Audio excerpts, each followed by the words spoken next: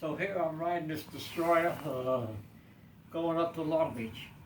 I get up to Long Beach, and they put me aboard the cruiser Honolulu as a passenger. I'm not in the radio gang. I'm not doing any code practice or code work or something like that.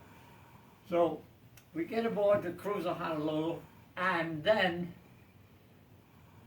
we left for Pearl Harbor, but instead of going direct to Pearl Harbor, the Navy was engaging in fleet maneuvers, which we did once a year at that time.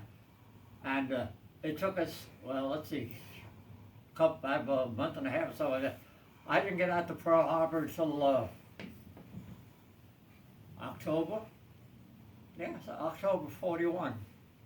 And all the time, mind you, no, I think I derailed my own train of thought here. No, okay. The Honolulu takes us out to Pearl Harbor, and I'm a passenger on the Honolulu, scrubbing paint and polishing brass and yakety yakety yak, doing everything but radio instrument. We get out to Pearl Harbor, the end of August, and I'm stationed aboard the Whitney destroyer tender. And I'm called up to the personnel office on the Whitney, and they says, Coles, you got a choice of 3 shifts for your first duty station in the first 3 ships out there. So I says, yes, what are they?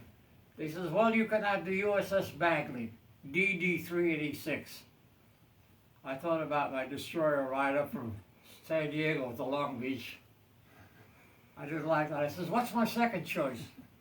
They said, you can have the USS Detroit, which was a World War I cruiser with the 4 smokestacks. Ugly as all hell, you know what I mean? I says, what's my third choice? They says, well, you can have BB-39, the USS Arizona. I stood there and I thought for a minute, you got a battleship, you got a big ship, you got bragging rights, and then in my young, not quite 18-year-old brain, I says, anytime they do anything on board a large ship, they're blowing bugles over the PA system. So I says, no, don't give me the Arizona, I'll take the Bagley. Because what happened to the Arizona 5 weeks later? 1,177 people said sayonara. So I get aboard the Bagley. And here's where it gets even weirder. I'm taken up to the radio shack, to the chief radioman, whose name I still don't know because I only met him for a minute. And chief radioman takes one of the third-class radiomen and says, take Cole back to the emergency transmitter room and send him some code to see how well he knows the code. He takes me back there. He starts swinging the hell out of it. I'm getting every 3rd or 4th character. So he brings the third class, brings me back up to the chief. He tells the chief, and this is a factual quote, Chief, Coles don't know the code for shit, unquote. So I was then summarily dismissed as an ordinary seaman to the deck force in the 3rd Division. Okay, so now, as a 3rd Division sailor, my underway watches were either port lookout on the port wing of the bridge or crow's nest lookout. We had no radar at the time. So I did one of the two. And here's why I tell this, here's how it gets hairier. I report up to the bridge on a 20 to 2400 watch, and the chief quartermaster says, Coles, you look from dead ahead, 000 or 360 to 270. That's your only quadrant. You look no place else. That's all you look at. Aye, chief. So one night, I guess it's in November sometime, we're offshore Oahu patrolling and stuff like that. And I'm up there on the wing of the bridge, port wing of the bridge, doing my lookout business and stuff like that. And out of the peripheral vision of my right eye, I see this shadow blocking the lights of the towns and the houses and stuff like that. And I keep looking and keep looking and keep looking. And the shadow becomes bigger and bigger and bigger. And finally, I couldn't take it anymore. I stuck my head in the wing of the bridge and I said, "Shit! Close aboard, starboard bow!" Which is what it was. It was the merchant ship. And merchant ships, even today, they go from point A to point B in a straight line, no zigzagging. So he was going to go. They threw the ship in reverse, and we stopped, and the guy went right by us. Missed us by that much. And when I tell the kids the story in school, I pause and I say, "Now, did I disobey an order?" Yes, I did. I was looking someplace else, right? Did I do wrong? I'm telling the kids, you see, you're going to find out that in life, everything is not black and white. There are shades of gray, there's differences and stuff like that. So, I said, now, am I a rebel, or am I a obeyer, or a border, or a company man? How we call it what you will. Okay, now my alternate watches were crow's nests. This is where it really gets hairy. And usually the crow's nest watch I would get would be the 4 to 8 watch in the morning. So you'd climb up the crow's nest, and they just had the rungs on the mast. They didn't have any casing around you, no cages and stuff like that. OSHA wasn't invented yet. You just climb up to the mast and you take the sound-powered pounds off the lookout up there, and you put them on. And bridge, mast, 4 to 8 watch set, okay. Now, as a lookout in the mast, you had the full 360-degree sweep of the ocean to view. So every morning that I was up there, but every morning, about daylight, 5:15, thereabouts in the morning, the gunner's mate would come out from the bowels of the ship, load number 1 50 caliber machine gun on the starboard side forward, number 2 port side forward, number 3 aft, number 4 aft. And I'd be up in the crow's nest, eyeballing them, just to see something moving, not paying any particular attention. So I'm watching this, and I see them load the 50 caliber machine guns. Brrp, brrp, brrp. Now comes December 7th, 1941. I just left the mess hall. The Bagley is tied up at the Navy Yard, right across from the submarine base, tied up at the Navy Yard. And I was just on the starboard side to the pier. I'm walking aft on the port side, chewing on a piece of toast. I just came from the mess hall. And as I look over on my port quarter, I see a large, I'd say 25, 30 airplanes over Fort Island, the middle of the NAS Fort Island, in the middle of the harbor. And I thought and had big red circles on it. And I thought briefly for a minute, what's this, maneuvers? This is the red forces, and I expect to see blue forces coming up. And then I started seeing I call it sand out of a bucket. Stuff falling out of the planes, hitting on the ground, and the hangars and stuff like that. So in my simple, not quite 18-year-old brain, because I didn't turn 18 until the 21st of December, I says, no, this is not maneuvers. This is Sunday, and it's a crowded harbor. This is war. And I made a U-turn, run. Today I don't know why I did it. I run up to number 2 50 caliber machine gun. I grabbed the dog wrench off the bulkhead, reached over, broke the padlock off the ammunition, 50 caliber ammunition boxes, loaded the 50 caliber machine gun, and I opened fire on the first 2 planes that went by. I swear before Almighty God, I shot at and hit the first 2 planes that went by. I am not claiming to have shot them down because I did not see them go down. And that shows you, why did I do that? Because you're a soldier. I wasn't trained for it.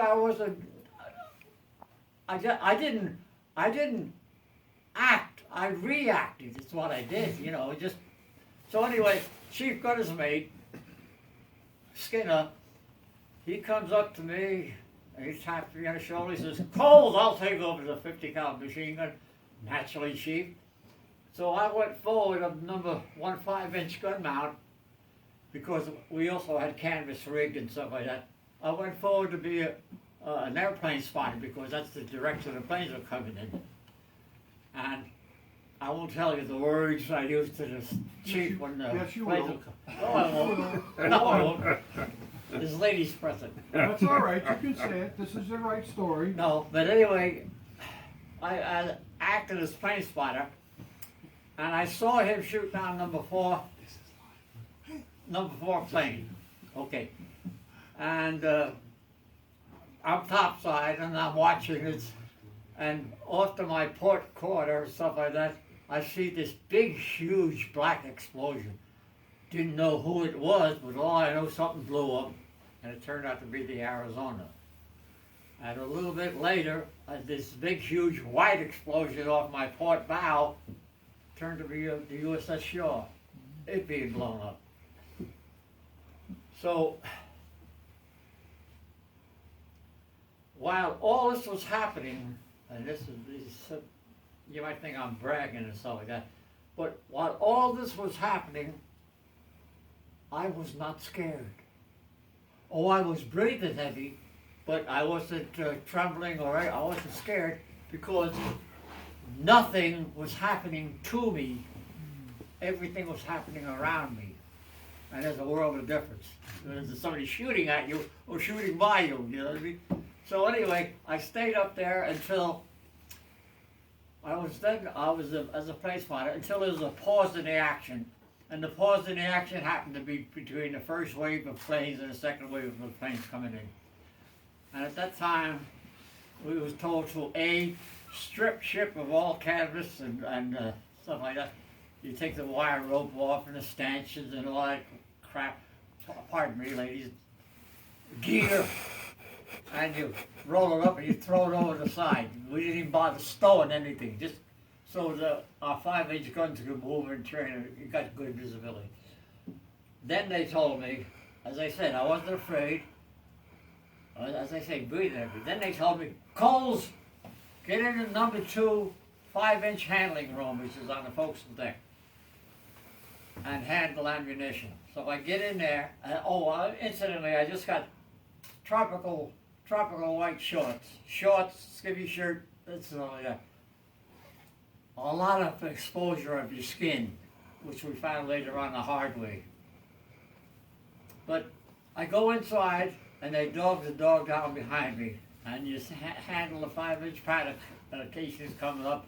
You take them out of their casings and stuff like that, put them in the ammunition hoist, and it goes up to the guns.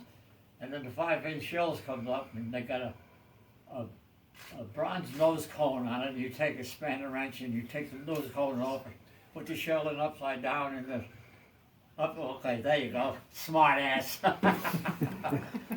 So anyway, I'm doing all that work there, stuff like that, getting greasy and sweaty, and I'm scared.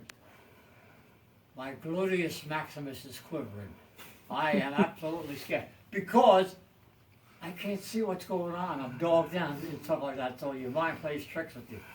And I don't know how long this took. I found out later on in history that the entire attack on Pearl Harbor was only 1 hour and 50 minutes. So anyway, I'm in there, as I say, trembling, but I'm still doing the work they asked me to do. I didn't cower in a corner or anything like that. That's what training gets you for. So anyway, I feel the ship underway. I said, oh my God, we haven't been sunk, we're underway. So I step outside, I undog the hatch, step outside, dog behind me and stuff like that. And I'm getting some wind from the ship underway and stuff like that. Because I look like something with the cosmoline grease and sweat and all that. Oh, I look horrible. Ugh.